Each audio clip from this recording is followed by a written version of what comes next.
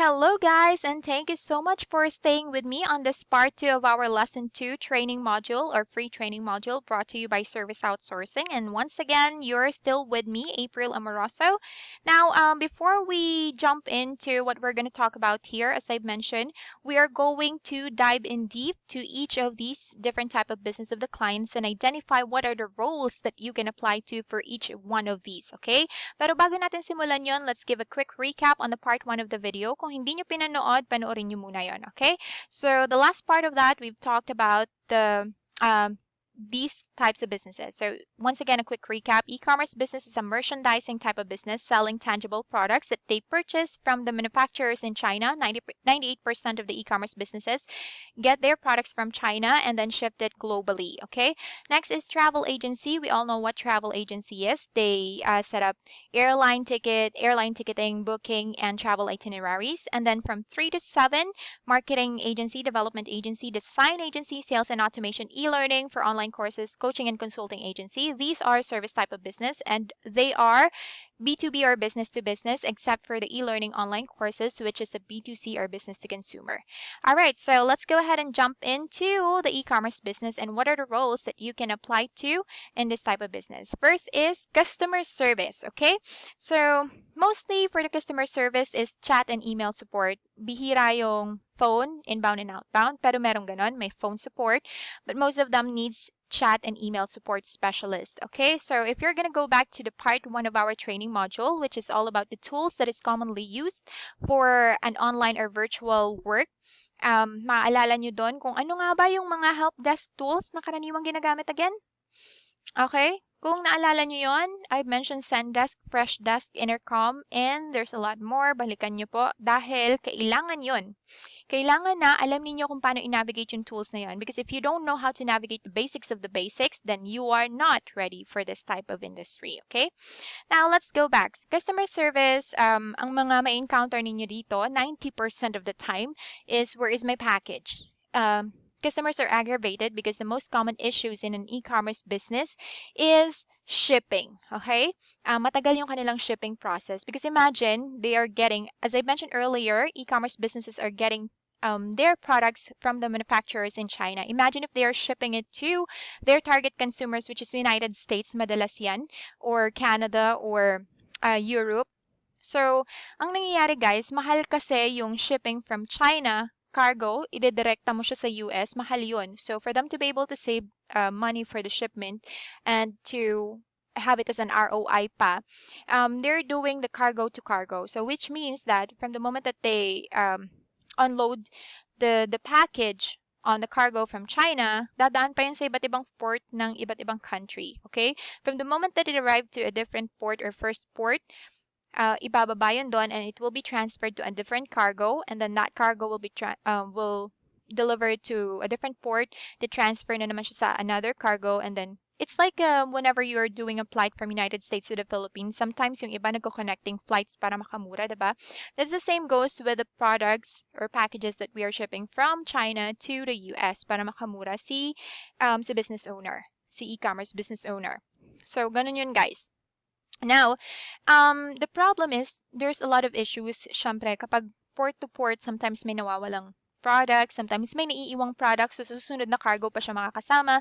And since maramihan yung cargo, minsan hindi na siya naiingatan pag port to port, minsan nababasag, especially if it's something na babasagin. Okay? So most of the issues are the shipping. Sometimes or most of the time nakalagay sa website, you can expect to receive the product in 2 weeks time. But then again, hindi siya dumarating ng 2 weeks. It's already like 4 weeks or probably 5 weeks, sometimes 60 days or 2 months na bago pa makarating or hindi pa nakakarating. Okay, nawawala. So, yun ang mga common issues that you need to deal when you are being hired as a customer service in an e-commerce type of business. And then that's 90% of the time that's the issue. And then the rest of the concerns are pre-sales. Pre-sales, of course, they are the ones who are asking for product inquiries, product details, clarify the product information or pricing. Yun yung ibang concerns. And the other concerns are post-sales, like yung mga product that are not as described. iba yung itsura ng product sa dumating na product, and then product is damaged. Most of the time, it leads to dispute or refunds or complaints, things like those. So, yung ibang e-commerce businesses, they are hiring customer service manager, not only to manage the customer service team, but also to handle the disputes, escalations or complaints, and also refunds. Okay, pero meron mga e-commerce businesses who are entrusting the disputes and refunds to their frontliners, customer service specialists. Okay. And then next is accountant and or bookkeeper. Of course, all types of businesses, not only e-commerce business, needs an accountant and a bookkeeper.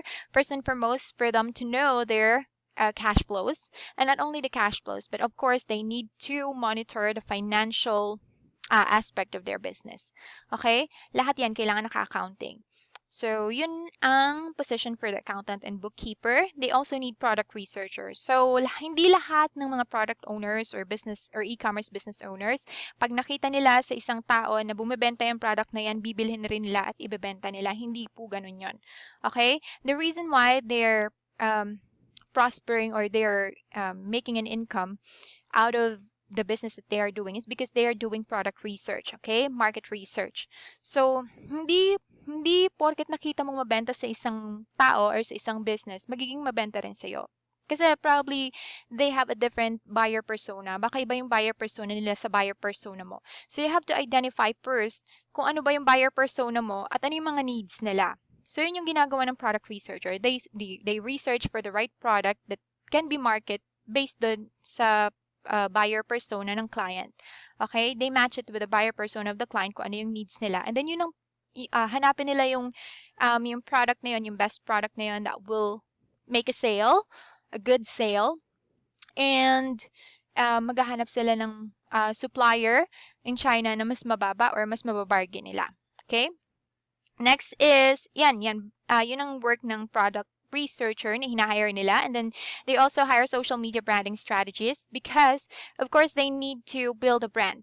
Okay? Kailangan nilang ipakilala yung business nila, yung brand nila, yung brand name nila because that's the way how they gain reputation. Okay? Kung ikaw yung buyer, are you gonna purchase something that is being offered to a provider who is known, kung mas marami siyang subscriber, followers, as opposed to the other provider na meron lang less than 100 followers, followers, likers, na hindi siya kilala. 'Di ba? So, hindi siya kilala. So, of course, you as a buyer, you're gonna go for the one na mas kilala kaysa dun sa hindi kilala. Okay? Because you can trust the person. They gain your trust kung mas kilala sila. So that's the purpose of a social media branding strategist. If you are hired as a social media branding strategist, your job is to introduce the brand using the different social media platforms. Ano ba yung mga different social media platforms? Those are Facebook, of course, number one yan. Instagram, LinkedIn, Twitter, Pinterest, and there's a lot more. Okay? Pero yun yung top 5 kung saan nagagather ang mga tao. And you have to build your brands through those social media kasi mas malawak yung reach niya. Okay? So, merong mga strategies yan. Hindi basta-basta i-post mo lang dyan dadami yung likers, followers, and subscribers ng page. No, it's not like that. You have to have a strategy for you to be able to build a brand, a strong brand na mas makikilala ng marami sa mas mabilis na panahon. Okay? And then Google AdWords Expert. PPC stands for pay-per-click. Okay, so if you are being hired as a Google AdWords expert, as the name implies, Google AdWords, it's for ads. Okay, you should be an expert when it comes to ads, and hindi siya basta-bastang position. An example of this is an entrepreneur or the business owner will gonna give you or hand over to you a budget per month for advertisement, like the ones that you are watching on the television, diba? Yung mga ads na nakikita nyo sa TV, mga ilang seconds lang yan or 1 minute, 2 minutes lang yan, but it costs millions. Okay? Ganun din naman sa social media. Or sa Google. Sa Google. Hindi nga lang siya, it doesn't cost millions, but it costs a lot. Okay?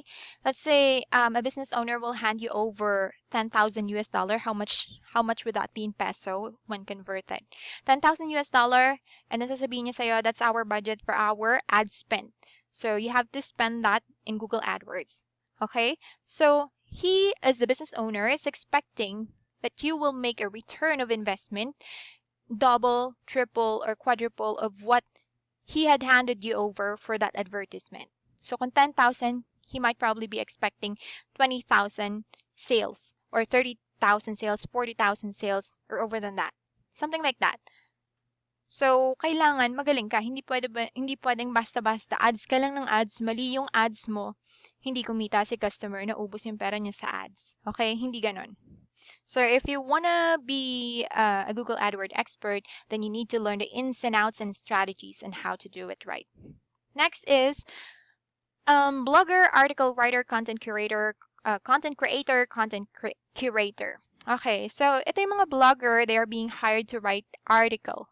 Okay, article na ipopost nila sa mga social media pages and will be available in Google search result as well kapag may nag-enter ng keyword that is matching on the article that has been written, lalabas siya dun sa Google search and then mababasa ng mga consumers, target or prospective customers. Ito dapat yung mga engaging contents na sinusulat ng mga bloggers to make the users or the target customers or potential leads to be engaged with them para mas lalo sila makilala because they are providing information that are useful for their target consumers or even their existing customers. Okay? Yung mga advices, free advices, articles, so yan na yung ginagawa ng mga bloggers and articles. Content creator, yung mga maiiksing content na pinupost sa social media pages para makapag-create ng engagement. Sometimes, 'di ba, makikita mo pag enticing yung content kahit maiksi lang siya, napapa-comment ka sa newsfeed mo kahit hindi mo or minsan mo palang nakita because it's an ads. So, yun yung mga ginagawa ng content creator. And even the content creators, sila naman yung mga nag-gather ng mga informations, chine-check nila, fina-fact check nila yung mga information online that is or that can be linked to the product or services that you are offering. Kung ano yung mga pinag-uusapan currently in demand na pinag-uusapan ngayon na related sa product or services na ino-offer mo, they are curating all of those content and then they relate it to the product or services they posted on their Facebook page. Sometimes niraran nila yung ads na andun yung content and then it creates engagement with the people who saw it. Nagko-comment sila doon, nagla-like sila, nag-heart, nagbibigay sila ng impression dun sa content. So that's part of it. That's part of their job. Okay? Guys, I have to cut this out and then we're gonna continue on discussing about the rest for the part 3 of the video because I'm almost reaching the 15-minute benchmark. Just make sure that you hit the subscribe button and the notification bell icon on this YouTube video, and then make sure that you join our Facebook private group. Okay? All right, so stay tuned for the part 3, guys.